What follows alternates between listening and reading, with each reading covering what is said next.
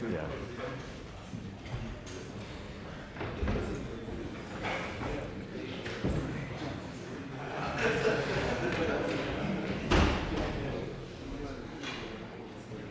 So welcome back. My name is Simone Muro. I'm at the University of Genoa. And in my lecture, I would like to convince you how to formulate objects that live in space using a concept introduced by Felix and collaborator called surface area. So why we need this kind of mathematical concept is because the quantum system is a non-local theory. As we have seen, in order to describe space-time, you need a measure. But there are no single measure for an either surface. So, in order to overcome or to tackle this problem, the idea is to try to define a suitable notion of conservation law and symmetries for a Hamiltonian system. And in order to get some feeling with that, we will see how conservation law are defined in a classical setting. So, if you have a physical observable,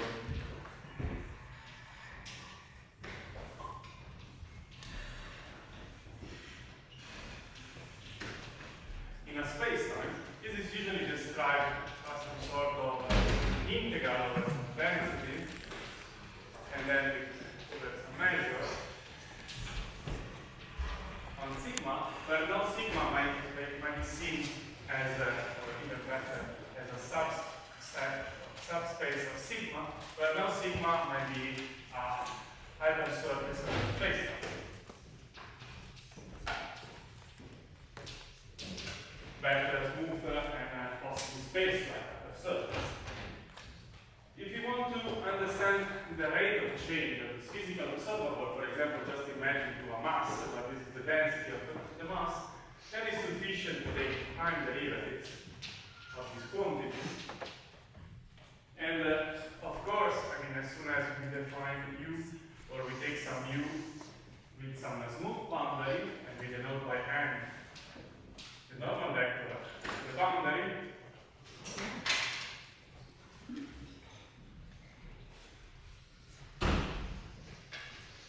we call the boundary as partial u, this is u, then of course the rate of change of the physical observable is going to be described by minus some current get passed through the normal of this surface.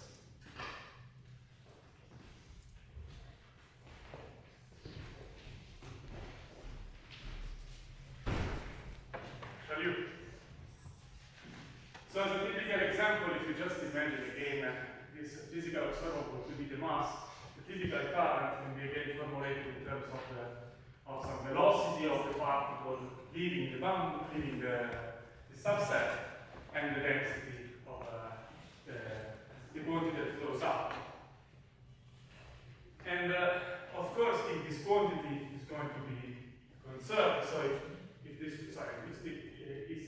physical observable is going to be conserved, this means that the rate of change of this physical observable is zero.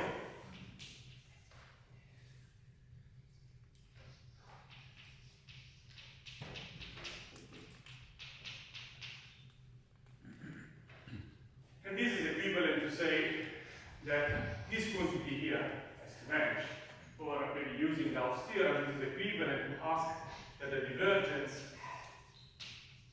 of the vector field J is not. So the vector field is divergence free. So an example of some physical quantity that is conserved coming from PD is the so-called Dirac current.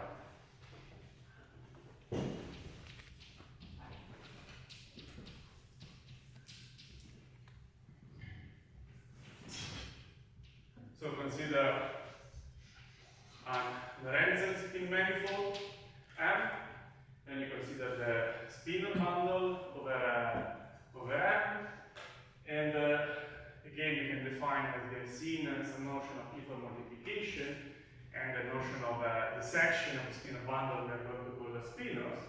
And one can define the Dirac current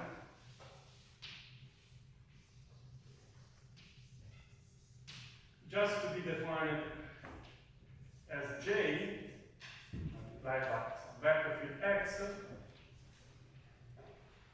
as the spin product of phi of x, and then the threefold multiplication for the vector x that multiplies again psi of x.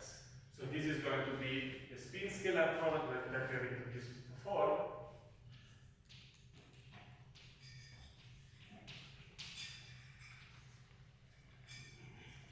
Let's call it a spin product. And this gamma is the threefold multiplication. So if you just consider, for example, some representation, like we fix this space-time with Minkowski, this can be understood as some combination of gamma matrices.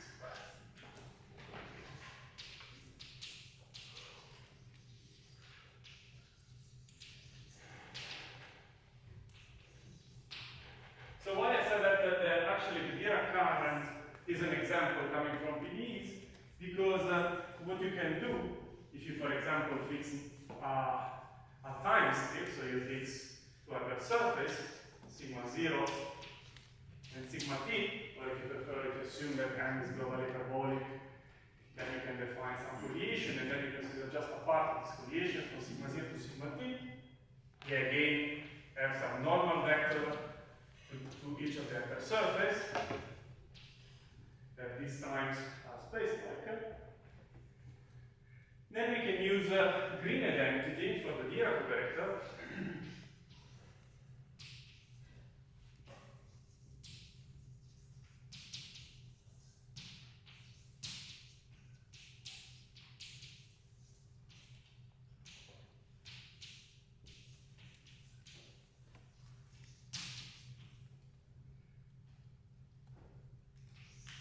And this green identity will take the following form. So you have psi, let me just a bit sloppy, let's forget about the point where I'm evaluating this quantity here. So this is psi, and we have the Dirac operator again psi, minus, then we have the adjoint of the operator, integrating over the volume of the time strip. So and the time strip M of t can be seen as 0 to capital T times sigma. And this quantity here is again connected by green identity with the principal symbol of the Dirac operator, but in particular, we can write it again, taking the we can write it using the boundary of Ft, that these times are just the components sigma 0 and sigma t. And then we evaluate the threefold multiplication on the normal of this hypersurface, psi, and then we have the volume.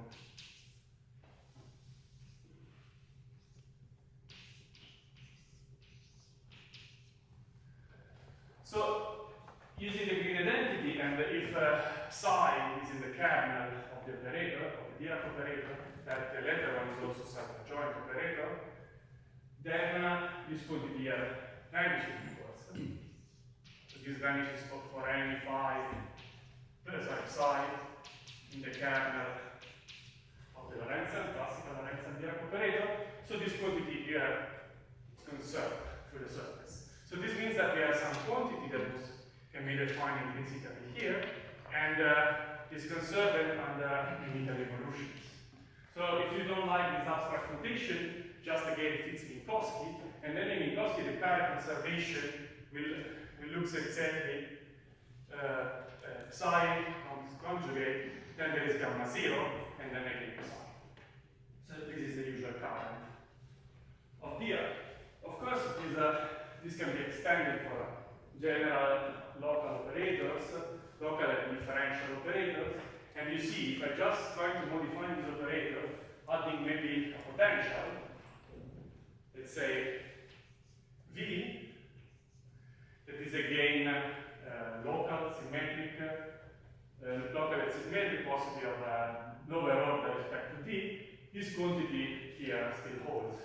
And then we have again a computation law for this kind of PDEs. But, okay, so if you are willing to make some computation by your own, then you can see that actually this quantity here, that is linked with this one here by the green entity, can be rewritten, and this is actually can be written as the divergence of the vector field J. And again, for a general operator, instead of getting this form here, what do we get? Again, is going to be the vector product between the current and the normal vector. Sorry, it's a vector field J. So these are all, as I said, for general partial differential equation where the operator is at least formally self-adjoint and potentially again is formally self-adjoint. But if you have something that is non-local, so for example, we plan to study some theory where the lower order terms with respect to the differential operator is non-local, like the absolute differential operator, for example, or for example, and this is also the case of of Maxwell equation in methods, where you have some quantity like memory effect that depends on the whole history of the material, then you cannot formulate your equation, your conservation in this way here, because this does not make any sense to restrict the operator on the surface. Because if you wish, the integral kernel is non-local. So, and this is also, of course, a problem we should face, because as I said, causal-Fermat system is a non-local theory. And it's even not clear what should be, for example, the measure for describing a surface. So this is the first problem we should face and solve. And what's the possible strategy? So since we cannot use green identity for non-local theory, then we would like to link conservation law with symmetries. And this is the content, of course, of the Noether's theorem.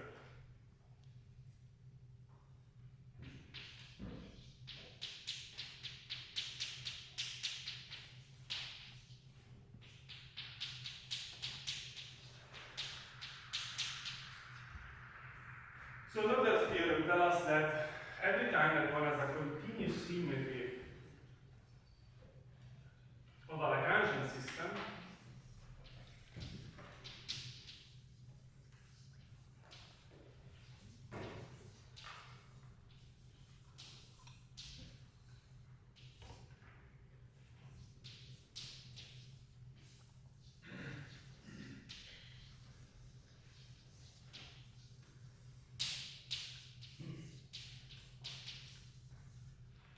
then one can get the so-called Noether's current.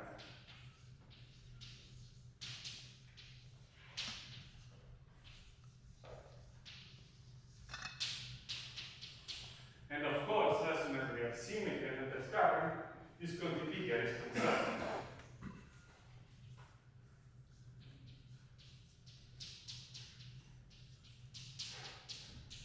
So maybe just a few more details. What does it mean having a classical symmetry? Because this is exactly the concept we would like to generalize for a causal-Fermat system. So having a symmetry means somehow to have a smooth family of fields, phi of S, with S is going to be minus tau and tau, such that psi at S equal to 0 will be the original fields. We want to have some sort of variation in fields. And then, of course, we also want to vary space-time point. So let me call X a space-time, a point in the whole space-time. And again, we also want to vary the space-time point with some parameter, with the requirement that X for S equal to 0 is again the space-time point itself. And of course, we want this variation here to make sense for every s in this interval minus 2 with minus tau and tau. So this system that acts just at the level of fields and the level of space-time point can be promoted to a symmetry of the Lagrangian, or if you wish, of the symmetry of the action. So when the following happens, so you suppose you have a sigma that is a compact subspace of M. Then you have Lagrangian L that is going to depend on the fields, their derivative, everything is open, let's say just partial psi, and of course of the point itself.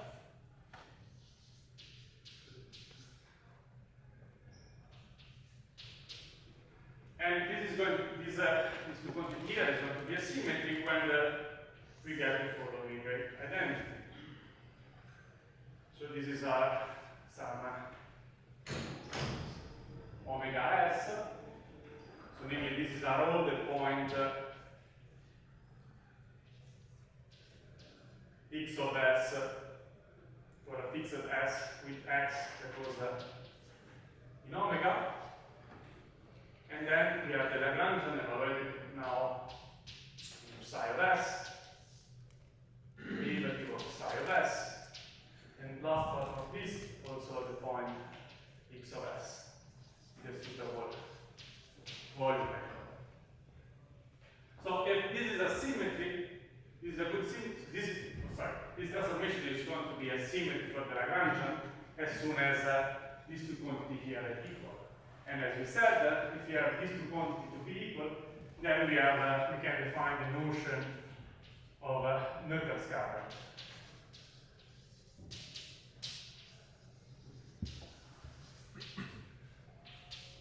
So let me not enter into detail how this current is defined. It is going to be defined again using just vectors, their derivatives, and taking suitable variation. This is not important to have an explicit expression. What is important is that we have a current conservation in the sense that, again, the divergence of the current is equal to 0. And again, using Gauss theorem, then we can write again a similar expression as above. So the multiplication between the current and the normal vector on the sigma is conserved. So it's going to be Jn, the sigma suitable T, the sigma 0, 1 sigma 0. So this is exactly what we have written before. So this quantity here remains constant to the space-time, exactly like the Dirac current. And actually an example where we have an H transformation for Dirac that reproduces exactly the Dirac current is given as Felix wrote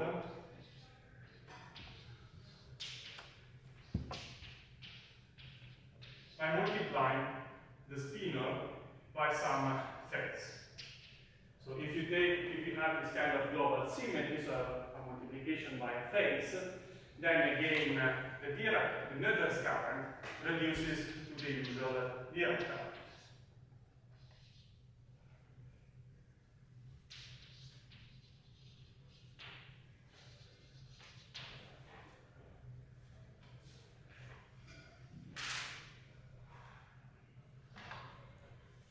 And of course here, as we said, we want to vary the field spot and the point itself in principle, but we can just take no variation in the fields in the sense that we take the point to be fixed. Okay, now that we have somehow understood how what should be a symmetry, a conservation law, and how to formulate it in terms of a symmetry, now we want to answer the question how to extend this concept here.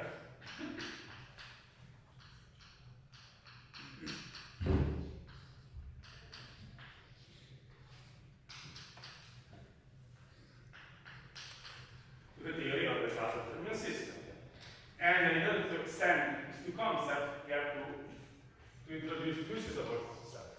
The first one is to try to understand what should be a good replacement for this vector field J. And this is called surface layer integral.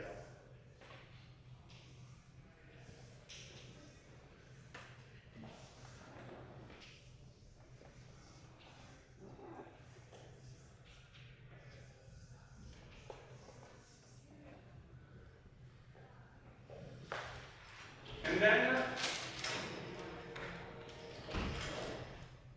the next point is to introduce some Noether-like theorems. Sorry, yeah, that's my fault.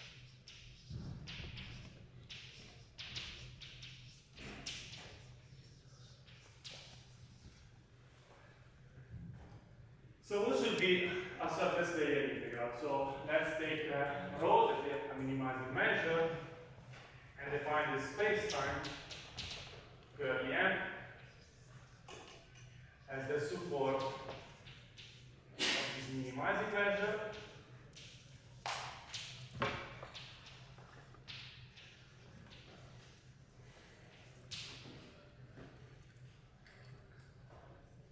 Then, so the situation is, let's say, similar to this. So this is my space-time M. And then the surface layer integral should be somehow connected, should somehow connect different space-time parts. So let's consider, for example, a set omega inside M tilde. So this set here is going to be M minus sigma.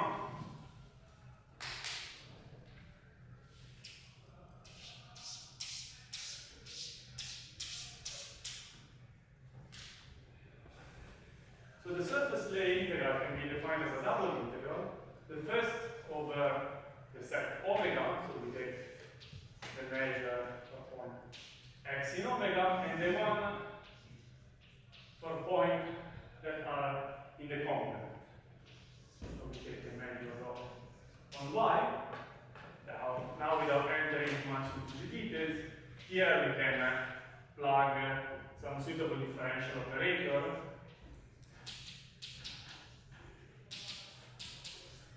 Possibly skew adjoint when you send x to y, and then here there will be the Lagrangian of depending on x and y. So this Lagrangian here does the job of connecting a point in a set omega to a point in a set in its complement. And when the theory is non-local but small, so for small non-localities,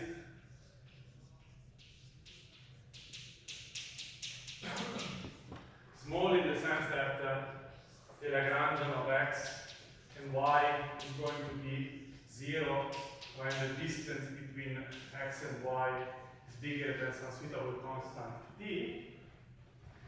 Then the surface layer integral can take a better form, because somehow the only contribution one gets are just in some neighborhood, let's say, of this boundary of x, of omega. So when the non-locality is sufficiently small, then the surface layer integral is really describing what's happened in a neighborhood, for example, of this line here. So this might be better understood, for example, if we start with a Casimir system that was moved, like in Minkowski. So we have a notion, just a second, we have a notion of a Cauchy surface. We still have a theory that was non-local, but if the non-locality is sufficiently focused on a neighborhood of the Cauchy surface, then we have we have this quantity here that somehow will be the building block to define a conservation. So you have a question? So when you write x minus y bigger, in what sense, what measure of distance? Good question. That will be more vague. It depends which kind of theory you want to perform. So if you have in mind, for example, in this case here, you have a method you can use, like geodesic distance, and then you can formulate this distance, this quantity here in terms of a geodesic distance between x and y.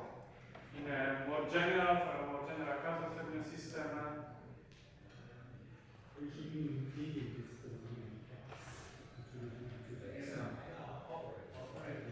pardon? Yes, this is our operator. Well, it's just Minkowski space thing. Let's say the push forward. Repeating distance and take that. So, It's what on the deck wants to so in general, I mean, small might not have any meaning, of course. But for all the models that come, for example, from classical spacetime, where you can push forward all your theory, then of course the Euclidean distance or the geodesic distance will have a counterpart in describing the distance between operators. I don't know, you can take, for example, operator norm. So the x and the y, they come out of the set of operators, but the set of operators in the specific examples also carries the structure of Minkowski space by which we have to Yes, for example. use the metric in this structure sense on the output, anyway, operators. Yes, for example.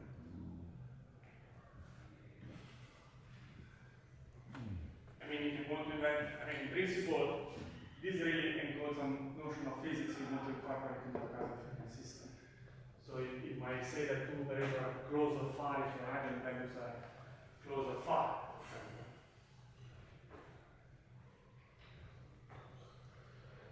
So far so good.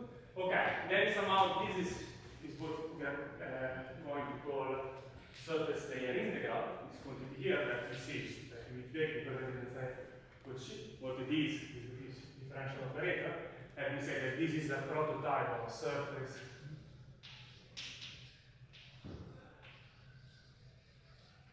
layer integral.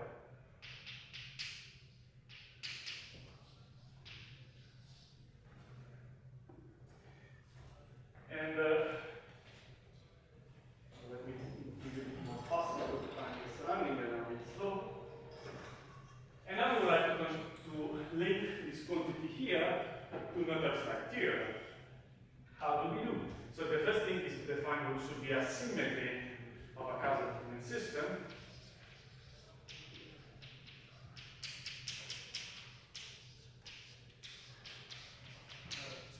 Yes? I'm wondering about this condition. So let's say you find the metric with respect to which you can formulate that condition. This thing is an assumption or? Yes. So this should be. And that has to be for every x, y. Yes, exactly. So this should be the counterpart of saying that this is small. No, I meant the fxy equals 0. If For when these two guys are sufficiently far. it doesn't sound very plausible. Right? You can take operators and maybe somehow subtract them, but I think they'll be equal. No, but this is an example. Okay, if you want a more precise example, just consider this operator here. Oops. So you can define this Dirac operator. You plug in here some non-local potential V. Non-local in the sense that it's defined using the two-point function or a B distribution in your sports spacetime, and it makes sense in Schwarzschild. And then somehow this quantity here is going to be replaced by again some correlation between points. So like the Schwarzschild of V. But now x and y lives in the spacetime, and you can give a sense when they are distant. But I mean, they are not close to each other, like the geodesic distance. Now, since somehow you have some sort of embedding of the classical theory in the Causal-Fermi system, then in the smooth setting, when there is this exact embedding, you have also notion that translate this way here. But as I said, I was a bit sloppy in saying that these 2 points should be close or far. Maybe I make a remark concerning your question. I mean, some of the condition domain state here is a bit too strong. It's like stronger than what we have in physical applications. If you go to the Minkowski space, then the n of xy will not be 0 if the points are far apart in the t. This is not the case. But Nevertheless, I mean, you can write out a surface layer a little bit, and you can make use of the fact that Lagrange has certain decay properties. So decays on this competence scale to be more precise, but not in a way that you can really write down strictly quality values if that really is. Therefore, this condition here serves more for illustrative purposes. The surface layer in itself as a conservation or in general. Yes, sir. What was the omega again? Is it any measurable subset or is it connected or? No assumption in principle on, I mean, it should be a measurable subset of M, but let's see. So since we have a nice replacement for, let's say, this quantity here, then we want to see what should be neutral here. So we should understand what should be a symmetry of a Kazakh system. And this can be formulated using again some variation, psi of s, that's trained in some parameters. And so this psi of s should be some sort of diffeomorphism, or let's say should take the space-time M and map into this curly F, and then we require that this is act as a group. So for s equals to 0, we get the identity, and this can be composed. So phi of s composed phi of t, this is phi of s plus t. And then we say that this is a symmetry for the Kazakh system when the Lagrangian, depending on the point x and phi of s y, is exactly equal to the Lagrangian on phi minus x applied to x. So this is now the right concept of being a symmetry for a Kazakh system.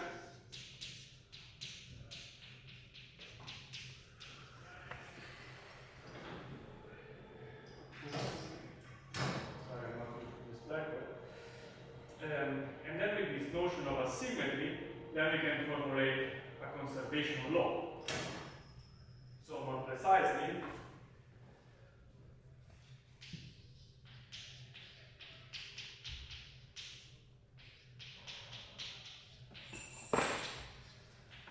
this is not a definition, this is a result.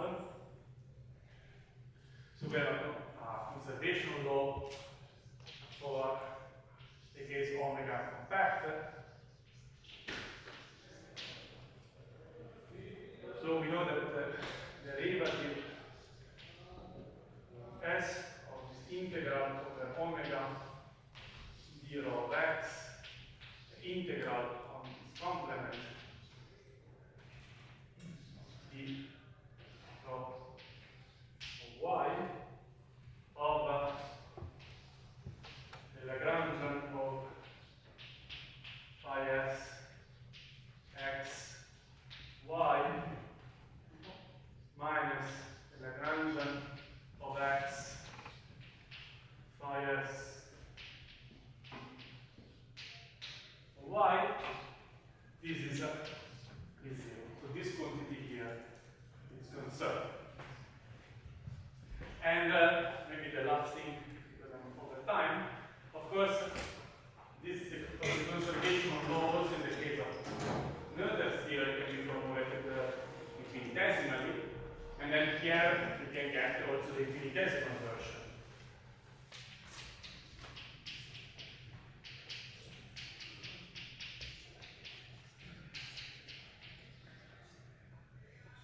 So if we take the generator of the symmetry, and we denote it by V,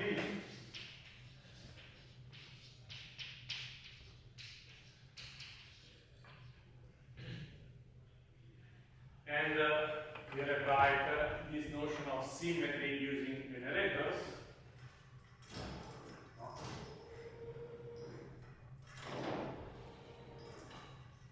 So these are the generators.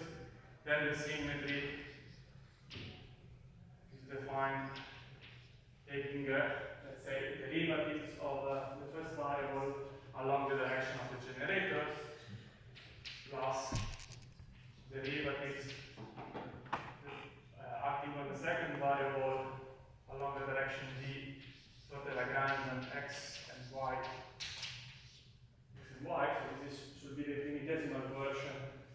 symmetry that what these generators exactly describe as the symmetry of the Casimir system, then this conservation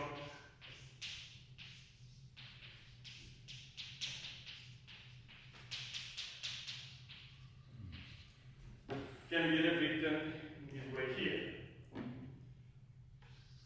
So this is again the integral over T of x, the integral of its complement, 0 y, and then there's the difference between nabla 1b, nabla 2b,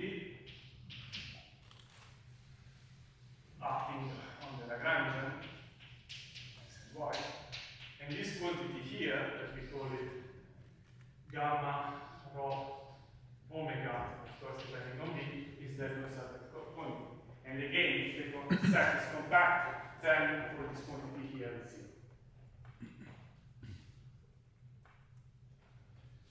So I think I'm over time. If you have any questions, oh yes, please. I'm confused here, the conservation, like in the quantity already without taking the derivative 0, so like this L. Sorry? So the integrand there, the whole thing is already 0 without taking the derivative, no? You say this quantity here. Yeah. I mean, not really, Because because symmetry. the symmetry should tell you that this is minus s. Ah, there's some, okay, now I see.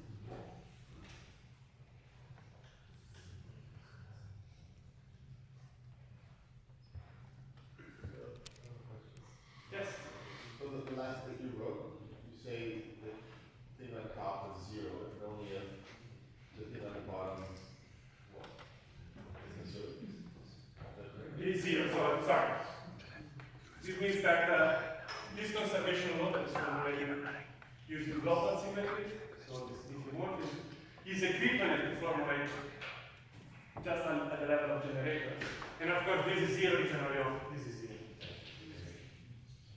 But in general, I mean, this version here, if you don't take omega to be compact, it's still a quantity. You can give it some meaning and try to get some sort of conservation of this quantity here.